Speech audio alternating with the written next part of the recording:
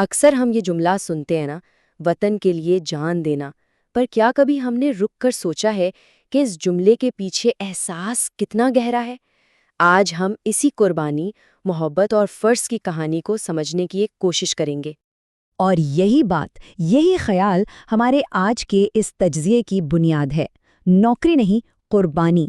بھئی اس ایک چھوٹے سے جملے میں آخر ایسا کیا فرق چھپا ہے؟ آئیے ذرا اس احساس کی تہوں کو کھولتے ہیں اور سمجھتے ہیں کہ وطن کے لیے دشمن کے نشانے پر رہنا کیسا ہوتا ہے۔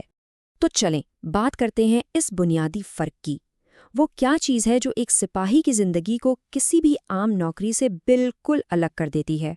اور بات صرف آپ سمجھیں وردی یا ہتھیاروں کی نہیں ہے، بات ہے سوچ کی، نیت کی۔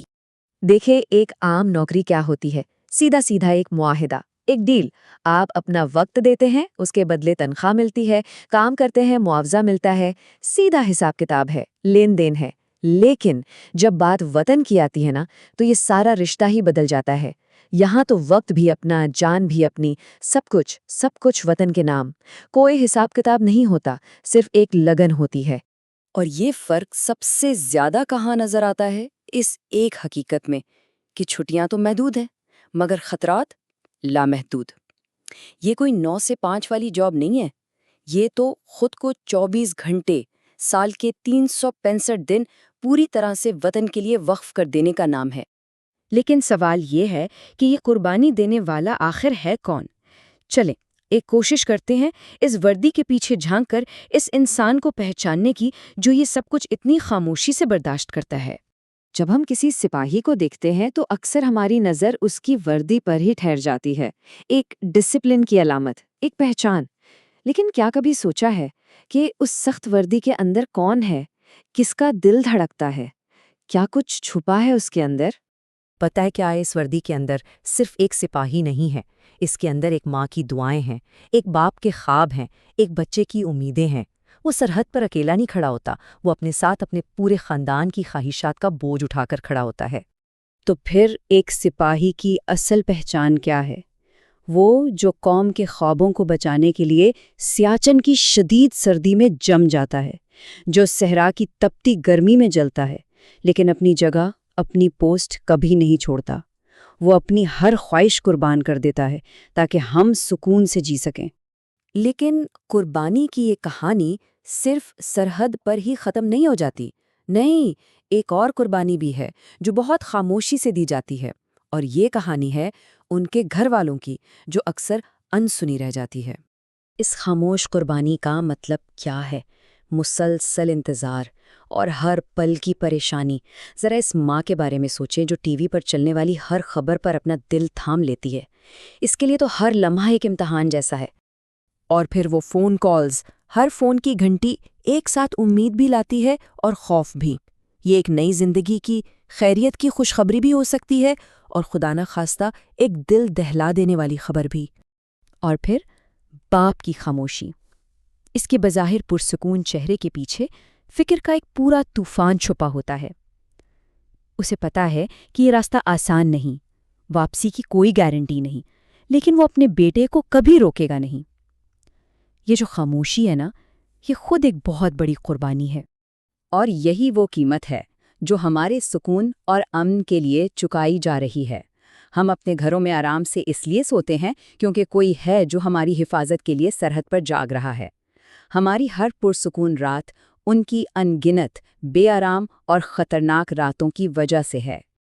اچھا، جب کوئی ہماری خاطر اتنی بڑی قیمت چکا رہا ہے تو یہاں ایک بہت اہم سوال پیدا ہوتا ہے کہ بحیثیت قوم ہماری کیا ذمہ داری بنتی ہے؟ کیا قربانی دینے کا سارا بوجھ صرف سپاہیوں کے کندھوں پر ہی ڈال دیا جائے، یا ایک شہری ہونے کی حیثیت سے ہم خود بھی اس ملک کے لیے کچھ کرنے کو تیار ہیں؟ یہ ایک ایسا سوال ہے جو ہم میں سے ہر ایک کو خود سے پوچھنا چاہیے۔ دیکھیں، کوئی بھی قوم صرف اپنی فوج سے نہیں بنتی۔ قوم بنتی ہے اپنے اساتذہ سے، اپنے ڈاکٹروں سے، اپنے مزدوروں سے، اور ہر اس شخص سے جو ایمانداری سے اپنا کام، اپنا کردار ادا کر رہا ہے۔ ملک کی مضبوطی تو ہم سب کے مشترکہ کوششوں کا ہی نتیجہ ہوتی ہے۔ اور اسی لیے جب ہم میں سے کوئی کرپشن کرتا ہے، قانون توڑتا ہے یا اپنی ذمہ داری سے بھاگتا ہے، تو وہ صرف ایک غلطی نہیں کر رہا ہوتا، وہ در حقیقت ان سپاہیوں کی قربانیوں کی توہین کر رہا ہوتا ہے۔ ہمارا ہر غلط قدم ان کی ساری محنت پر پانی پھیر دیتا ہے۔ لیکن یہ ساری ذمہ داریاں، یہ ساری باتیں ایک بہت بنیادی چیز سے شروع ہوتی ہیں، اور وہ ہے احساس۔ سوال یہ ہے کہ کیا ہم ان قربانیوں کو صرف سنتے ہیں یا انہیں محسوس بھی کرتے ہیں؟ دیکھیں، اصل مسئلہ یہ نہیں ہے کہ قربانیاں نہیں دی جا رہی، قربانیاں تو دی جا رہی ہیں۔ اصل مسئلہ یہ ہے کہ ہم ان قربانیوں کو محسوس نہیں کرتے۔ ہم تنقید کرنے میں، انگلیاں اٹھانے میں بہت جلدی کرتے ہیں، لیکن ان کی قدر کرنے میں، ان کا احساس کرنے میں بہت دیر کر دیتے ہیں۔ اور شاید اسی احساس کی سب سے گہری اور چھپتی ہوئی تعبیر اس ایک جملے میں ہے۔